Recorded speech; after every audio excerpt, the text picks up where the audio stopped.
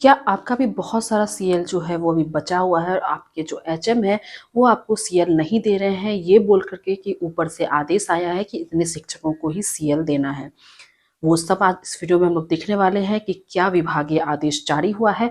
और तो और कहीं आपके स्कूल में सीएल की भी ज़्यादा डिमांड हो गई अचानक से किसी पार्टिकुलर डेट को, और एसएल की भी डिमांड हो गई किसी पार्टिकुलर डेट को। अब चार मान लीजिए शिक्षक सीएल चाह रहे हैं और फीमेल जो है कुछ वो एसएल चाह रही हैं, तो दोनों में से किसको प्राथमिकता दी जाएगी, एसएल तब मिलेगा कि नहीं मिलेगा, वो सब आज इस वीडियो में हम लोग देखने वाले हैं। तो आज की वीडियो बहुत ज़्यादा इंपॉर्टेंट होने वाली है।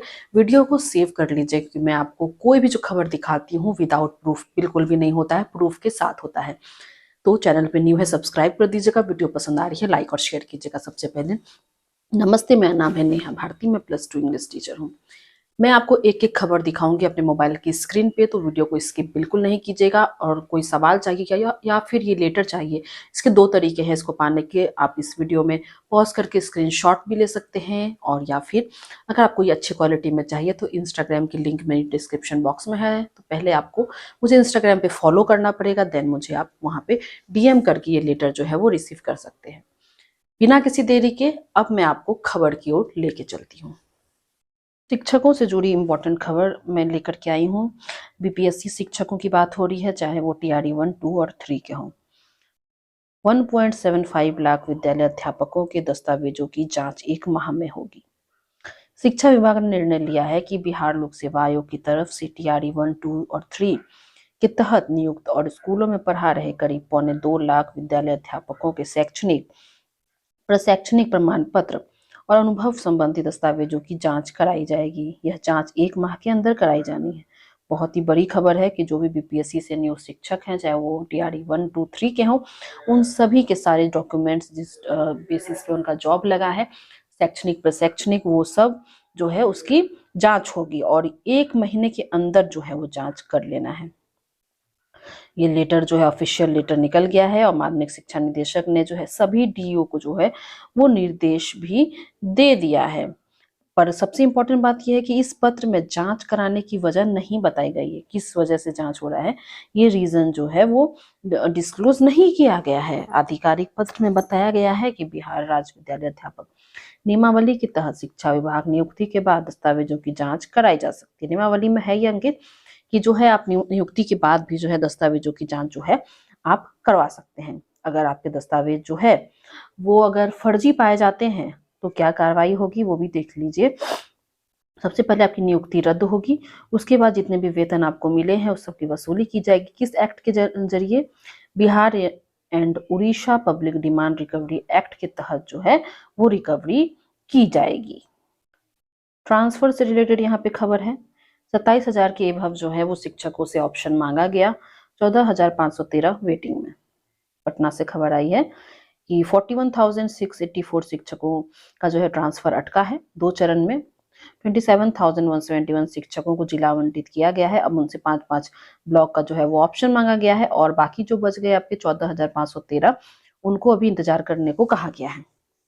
प्रखंड का ऑप्शन देने के बाद क्या होगा कि उस प्रखंड में स्थित जितने भी स्कूल हैं उसमें रिक्त सीट, कैटेगरी, वर्ग, विषय, कक्षा के आधार पर पोस्टिंग होगी, ये सबको मद्देनजर रखते हुए। और फिर सीट बचती है तो 14,513 जो शिक्षक है उनसे फिर से प्रखंड का जो है वो ऑप्शन मांगा जाएगा। बहुत ही इंपॉर्टेंट ये खबर आई है। और अनुमान है कि ट्रांसफर पोस्टिंग की प्रक्रिया मार्च से पहले पूरी नहीं होगी। ये भी ध्यान देने वाली बात है कि ट्रांसफर पोस्टिंग की जो प्रक्रिया है वो मार्च से पहले पूरी नहीं होगी। इसका असर छात्रों की पढ़ाई पर पड़ रहा है क्योंकि मार्च में आपका एनुअल एग्जाम है और कई जगह कोर्स पूरा नहीं हो पाया, इसीलिए 8,000 से अधिक शिक्षक ट्रांसफर प्रक्रिया से अलग हो गए।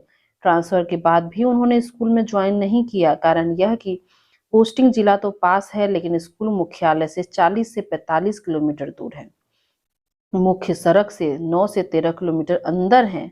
इस वजह से जो है कई शिक्षकों ने अपना आवेदन जो है वो वापस ले लिया है। देखते हैं क्या कुछ होता है। यहाँ पर तो बताया जा रहा है जो सीट बचेगी 14,513 विकल्प लेने के बाद ब्लॉक का, उनसे बाद में विकल्प माना जाएगा और ट्रांसफर पोस्टिंग प्रक्रिया जो है वो मार्च से पहले पूरी नहीं होगी। अब यहाँ पर किस मतलब 27,000 वाले शिक्षकों की बात हो रही है या फिर 14,513 जो शिक्षक है उनसे उन रिलेटेड बात हो रही है, वो देखने वाली बात होगी। यहाँ पे कहा गया है मार्च से पहले। शिक्षकों के ट्रांसफर पोस्टिंग से पढ़ाई प्रभावित नहीं हो रही। जिन स्कूलों में कमी है वहां पोस्टिंग की जा रही है। 10 विकल्पों की जगह 3-3 विकल्प मांगे गए। 27,000 से अधिक शिक्षकों को इच्छित जिला मिल चुका है। अब केवल प्रखंड और स्कूल स्तर की पोस्टिंग बची हुई है।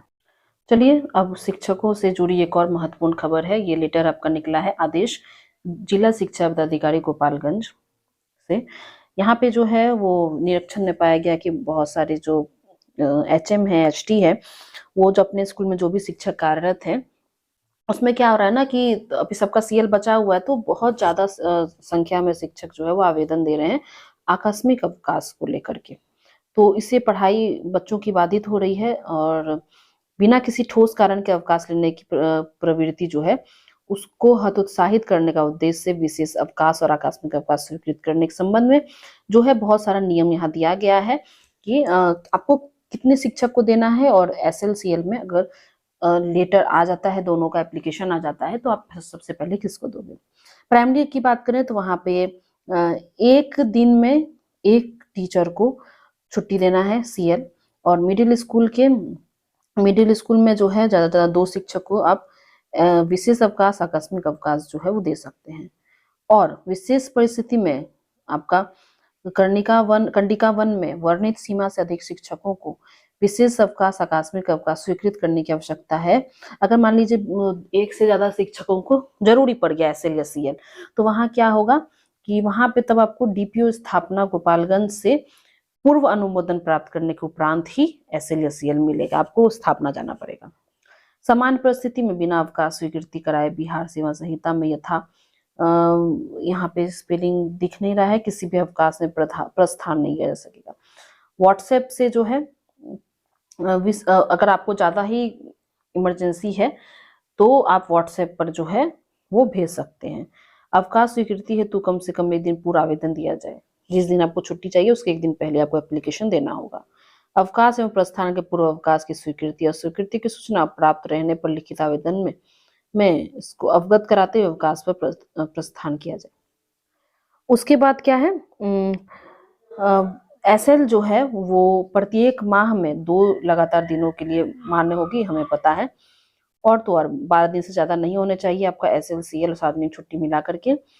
और तो और यहाँ पे देख लेते हैं आकस्मिक अवकाश की छुट्टी, सार्वजनिक अवकाश, विशेष अवकाश, रविवार के अवकाश को मिलाकर 12 दिन तक हो सकता है, ये हमें पता है।